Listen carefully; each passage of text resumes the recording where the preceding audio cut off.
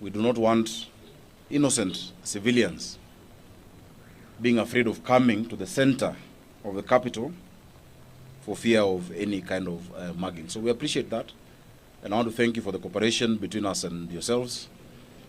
We are shortly sitting down with all the OCPDs, all the OCSs, all the DCCs, the RC himself, the county commissioner, our sub-county admins from all the sub-counties in Nairobi, and our ward admins, so that in every cell, in every ward, a joint team shall operate. Allow me to address the issue of sabotage and vandalism. Over the past few days, our electrical team, together with security team, has been observing the different streets where there have been cases of darkness. These are streets that have streetlights. These are streets that have installations. But a few individuals have been sabotaging, and that is one of the points we will show you, including tapping onto the power grid by Kenya Power and the county.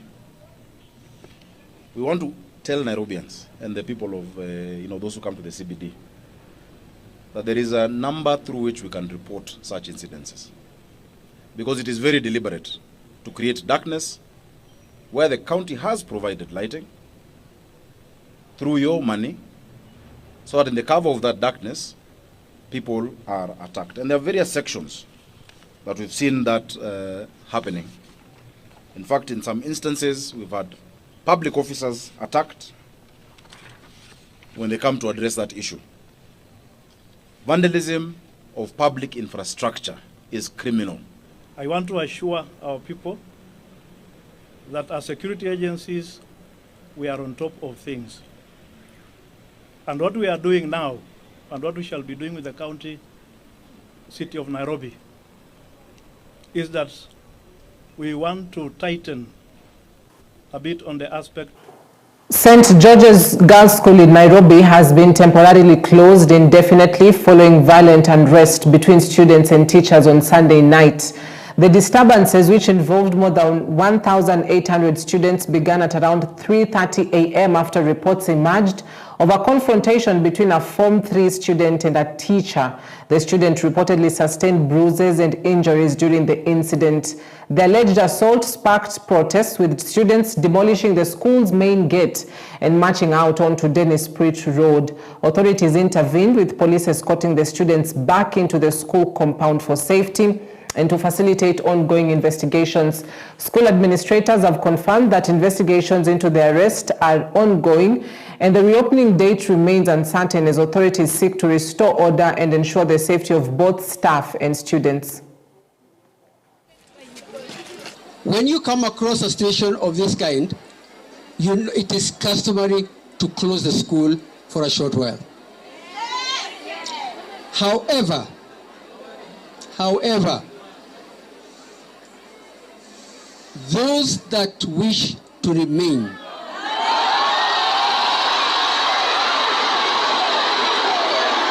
we have made a decision as the security team and the board that we declare the school closed.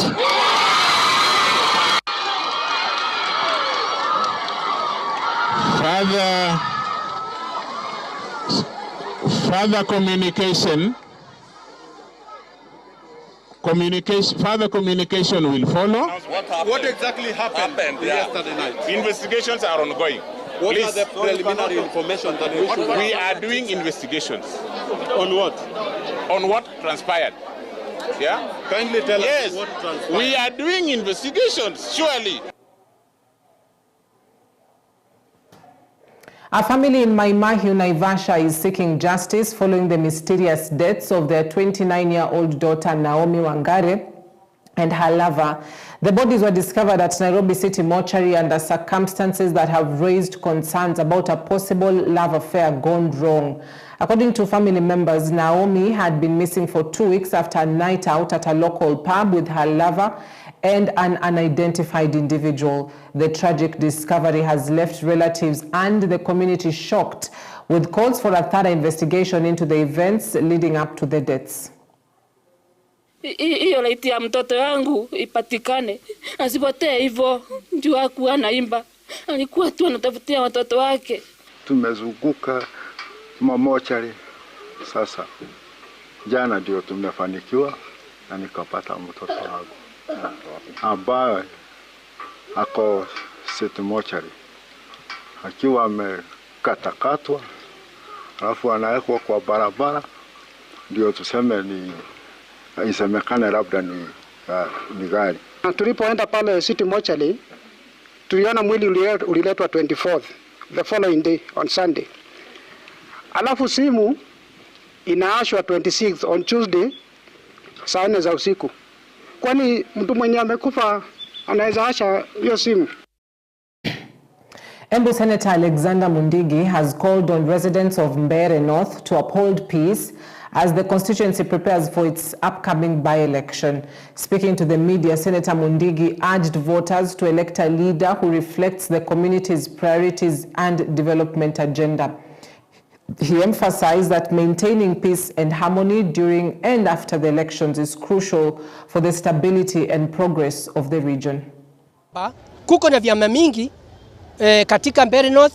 Tunaomba hata leo kumeombwa kuwe na amani wakati wa siasa. Watu wengine watakuja na vita, watapigana, pia wengine watakuja na pesa, watakuja mambo mingi. Lakini mimi nikiwa senator wa Embu County ambaye tuko na 4 sub counties, Manyata, Runyenje na Mbeere South, na Mbeere North ndio kuko na by election. Kwa sababu najua kiti ya cabinet secretary ambaye ni Wasiri Roko alipata, sasa kuko na by election. Ningeomba mtu wote, mtoto, mama, watoto, wazee, msipigane tafadhali. Na muomba muamini Mungu. Ndio muweze ule mtu watu wakuje walete sera zao. Naweze kuleta vile watafanyia nyinyi. Na pia ningeomba muweze kusikia zile sera, na ninajua hapo kwa serikali muweze kuangalia mtachagua namna gani, kwa sababu hapo ndio tutapata matunda. Na siku ya election msipigane, mwende mfanye election njia ile inafaa, ndio muweze kupata ule mheshimiwa ambaye ni MP atasaidia nyinyi.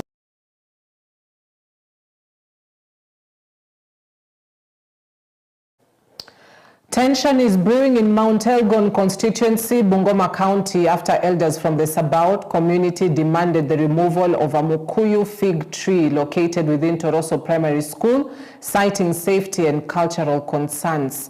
The elders argued that the tree, which has become home to swarms of bees, pose a serious risk to pupils and teachers. They noted that the bees have spread into the school compound, creating an unsafe environment that contravenes the Ministry of Education safety standards. Lisa Mutinda reports. In Baringo County, elders from the Sabaot community are calling on the Ministry of Environment to intervene over a giant fig tree at the Toroso Primary School in Mount Elgon constituency. The elders warn the pupils are at risk as the bees have made the tree their home, often straying into the school compound. They say the situation violates Ministry of Education safety guidelines. Na jinsi ya miti imeonekana pala, nyinyi ni what environment. Iko kwa compound ya shule.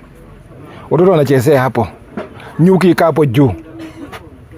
So that is a life bomb. Jana the head teacher amekuja kwa ofisi, ameuliza mkubwa, hii miti imeanguka na ni hatari kwa watoto wa watu. Na iwapo tukifuata sheria Education Act, hiyo miti saizi ikipika mtoto ya mtu, mada baki hapo kama teacher, ataongea akiwa wapi? Kwa cell. The elders insist that the fig tree, which carries cultural significances, must be felled just as their forefathers once decreed to preserve peace in the area. Kung'oa kwa hiyo miti inaruhusu sisi tuwe na watu ya amani, na ndio unaona tumesema kwamba hatutaki umwagikaji wa damu tena.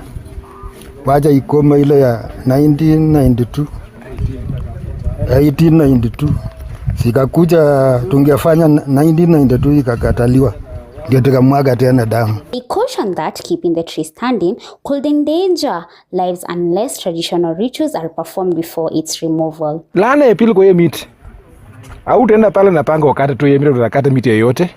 Kuna mtu Kenya Power alijenga high voltage cable. Walipojaribu kumwambia akasema alimu na tuambie ni uji ile mambo ilipita na kata kashika power so miti kaenda chini. Hakulala kaamka kesho. Alienda. Yule mzee alipewa kuchunga hiyo miti. Kesha pia akaenda.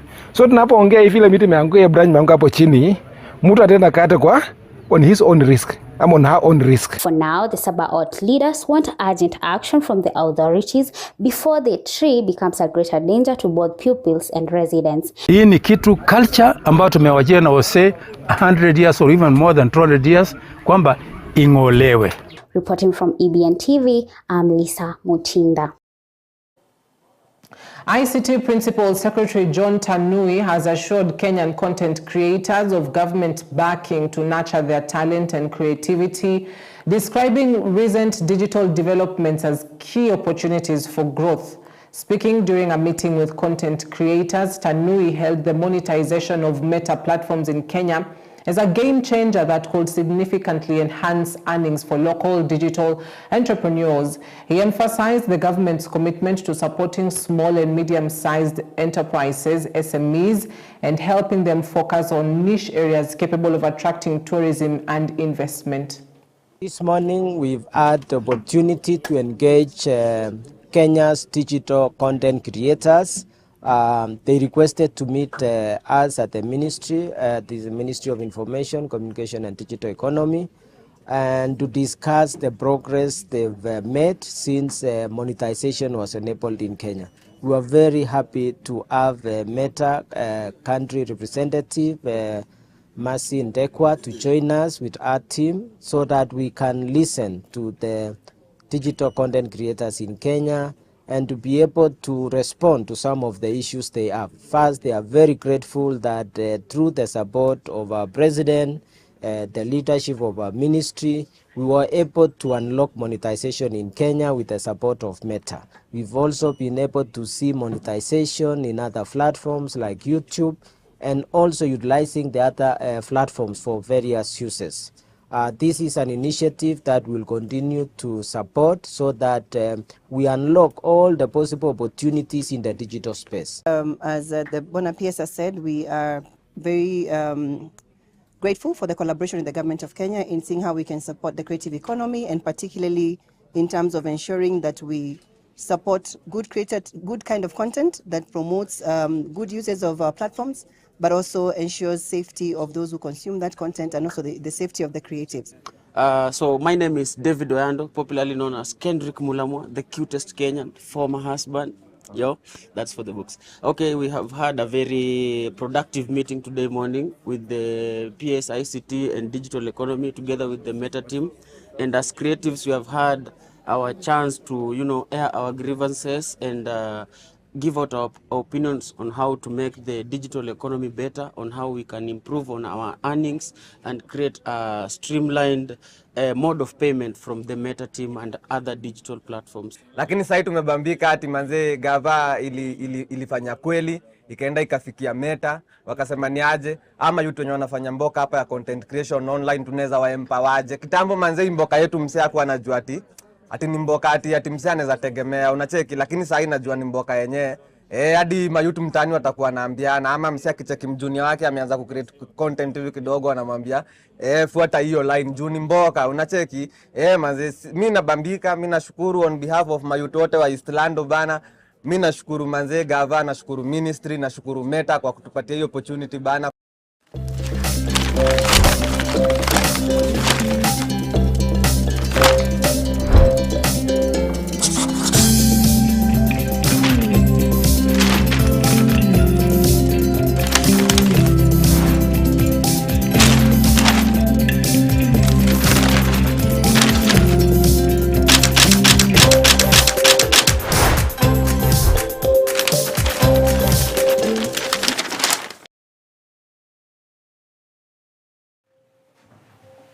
All right, let's take a look at the newspapers and just the headlines this morning and what they read.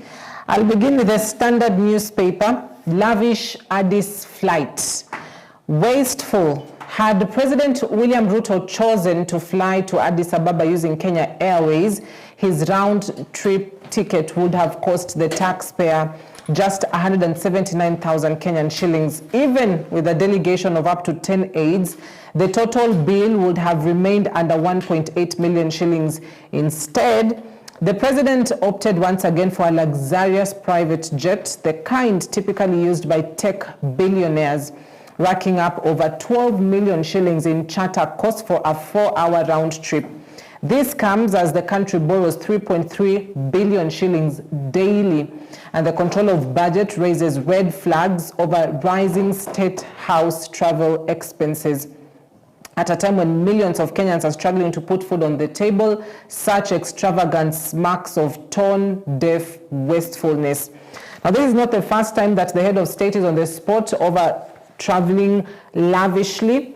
If you remember when he went for that state visit of the United States and just the millions that were gobbled up as well. And so this is similar to that, as a lavish Addis flight was taken on Sunday as he went to Ethiopia for an engagement.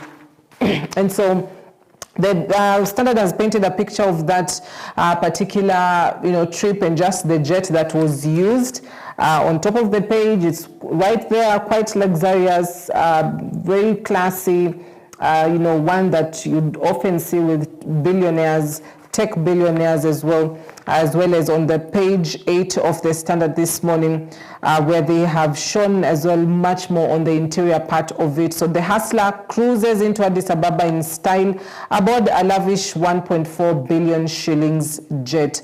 Now, this jet is the Gulfstream GV aircraft, and it is estimated at 2.3 million shillings to 3.3 million shillings per hour. So if you take it for 4 hours, do the math. If you're doing it at 3.3 million shillings, that runs to about 12 million Kenyan shillings for these 4 hours. Now, the head of state touched down in Addis Ababa on Sunday in style, opting against the official Focus 70ER in favor of a high-end private jet. The head of state landed on board a Gulfstream GV registration number TZ-VV and was received with customary honors, according to a visiting president. What captured attention, however, was the aircraft itself, a symbol of both luxury and aviation excellence. Now, the Gulfstream is large, long-range business jet manufactured by Gulfstream Aerospace. The aircraft accommodates up to 18 passengers in a stand-up cabin divided into 3 sections for work, relaxation, and rest. Its low cabin altitude reduces fatigue during long journeys, while oversized oval windows allow natural light to brighten the interior. And so that is the headline this morning, just painting a vivid picture of this jet that the head of state used. Outside comes on the backdrop as well of a controller of budgets report that State House is gobbling up millions as well, not just in travel expenses, but also in hospitality of guests that are coming in or going out of State House. And so quite a disturbing report this morning, putting in mind that a lot of Kenyans really are not in that space where they can spend as much as they want to spend, have to really be stringent on their spending. Some are still dealing with the high economy, unemployment rate in the country, which is a high, where about 60% actually of Kenyan youth, 67 to be precise, percent of Kenyan youth in Kenya at the moment are unemployed. That is to tell you just 23% of people, youths especially out here, have been employed. So it is quite a worrying report, even as it highlights this particular wastefulness. Also, Ruto at 3. Now, despite styling himself as the champion of hustlers and a defender of democratic freedom during these presidential campaigns, or his presidential campaigns 3 years ago, now Kenya's civic space tells a different story. Human rights actors say freedom of expression has suffered its sharpest decline since the promulgation of the 2010 Constitution. And so this as well, we will be weighing it into our discussion this morning on the Kenya's criminal justice system, to just link it to the freedom of expression, which has notably shrinked as Ruto marks 3 years in office. So much has really been able to come out of this period, from the Gen Z demonstrations in from Azimio's demonstrations in 2023 to Gen Z's demonstration in 2024, the iconic, parliament being, infiltrated, as well as this year as well. So we'll be weighing heavily onto this so that we just take stock of just these 3 years has been and how much of a challenge it has been to the justice system in Kenya. Now to the Daily Nation that speaks of 1 million state workers gobble up half of taxes. Government agencies and counties routinely break statutory ceilings on pay. Now from 2017, for instance, the country's revenue was at about 51%, and the wage bill also rising in that particular point. And so as of this 2024-2025 period, the country's revenue has gone down to 48%, with the wage bill as well significantly rising. So a hiring spree to meet the demand for more teachers, more medics, more security officers has pushed the number of government employees past 1 million. The bloated workforce is consuming nearly half of annual tax revenues, with the runaway wage bill leaving little for development. Now, if you remember in our conversation yesterday, we were having a talk around this. And one of the guests pointed out that the recurrent expenditure in the country is one of the biggest problems for Kenyans compared to development expenditure, where we are, slating more money for recurrent expenditure compared to development expenditure. And that means by the end of a term, whether it's for a president, a governor, in the county governments, they are doing more of paying salaries and to the wage bill rather than more to developing, building roads, building houses, building markets, and so that's where the biggest problem really is at. And so 1 million workers gobbling up half of the revenue, and that's a big problem, a huge problem, even as data has revealed. So this it's quite a worrying trend, and going by the rate, one can only ask, in the next 5 years, will we have revenue that can go back into developing the country, or will we have revenue, perhaps more than just half of it, going into paying salaries? And that brings us back to the burden of debts, and we have to borrow to meet some of these demands in terms of development. So we are stuck in this cycle, and one can only just imagine if there can be a way out of it. Also, Ruto invites thousands of teachers to State House. The leaders of unions and associations say they'll highlight the various challenges in the sector. Special Needs Teachers Union say it has not received the invite to attend this particular meeting, even as we expect the Kenya National Union of Teachers, the Kenya Union of Post-Primary Education Teachers, as well as the Kenya Secondary Schools Heads Association, that is KESHA, to head over to State House and meet President William Ruto. Obviously, at the center of it will be the recruitment of more teachers, as well as the capitation to schools, which there's a funding crisis in schools at the moment, where money has not really reached to more than 20,000 schools, just a paltry 3,000. So if you're having 29,000 schools in Kenya and just 3,000 have received funding, that means 26,000 do not have money at this moment. Now, there was a worrying state last term where schools had to actually close early to allow students to go home because there was no food in schools. If you're in a boarding school, there's no food, there's no supper, there's no breakfast, there's no lunch. So it is a worrying trend, and we'll be looking to see if that is one of the issues that will be addressed. Now, county employees go without salaries. That is a story that is on page 7. As well, county workers go without salaries. Employees have abandoned their office as they focus on private businesses to make ends meet. County governors blame delays on late disbursements from National Treasury and internal issues, including the new systems. Now, if they go the e-procurement way, perhaps there will also be more delays, not just in terms of salaries, but also in terms of service delivery to the county. So thousands of county government workers across the country are in distress after going up to 3 months without salaries, with many of the devolved units blaming delays in disbursement from the Ministry of Treasury. In July, Treasury did not send any equitable share to counties, according to a report from the Exchequer. Counties heavily rely on the equitable share to pay salaries, fund development projects, and settle bills owed to contractors. So it's a cat and mouse games, I believe, right now between the county governors and contractors. And then finally, to the Star newspaper, Wash, how Juba dirty cash is laundered in Kenya. Countries' riches monetized, concealed, and routed into global markets. So wash how Juba dirty cash is laundered in Kenya. And that is a story that is on page 4. Interestingly, over the past, I believe, 1 or 2 weeks, we've seen a lot of headlines about Jubaland and just, their business or what business they have in Kenya, especially in the northern parts of the country. Now, Kenya's reputation as a financial and trading hub is increasingly being cast in the shadow of illicit flows, with a new report pointing to Nairobi as a major laundering paradise. The new report by the United Nations panel of experts details how South Sudan's wealth is laundered in Kenya. The damning findings comes just months after Kenya was put on a high watch list for not having strong safeguards against the flow of dirty cash, joining a list of shame in what is officially known as the grey list. Kenya was grey listed as a wash paradise by the Financial Action Task Force for weakness in combating money laundering and terrorism financing.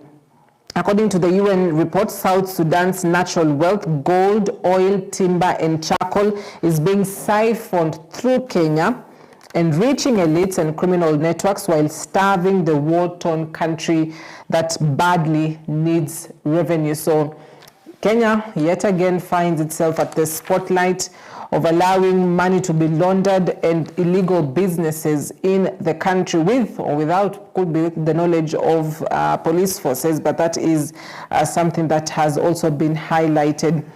Ruto administration at 3, presidency forged in fire, baptism by fire. Just, reactions continue to come in as the head of state, in about 4 days will be marking 3 years in office. So that's the headline this morning on the Star. Wash, how Juba dirty cash is laundered in Kenya. Daily Nation, 1 million state workers gobble up half of taxes, while the Standard speaks of a lavish Addis flight, wastefulness and wasteful spending within the Kenya Kwanza government. That is on your newspaper headlines this morning. Allow us to take a quick break. When we come back, we'll be getting into the conversation around Kenya's criminal justice system. It has been tested. Has it stood the test? That conversation returns after the break.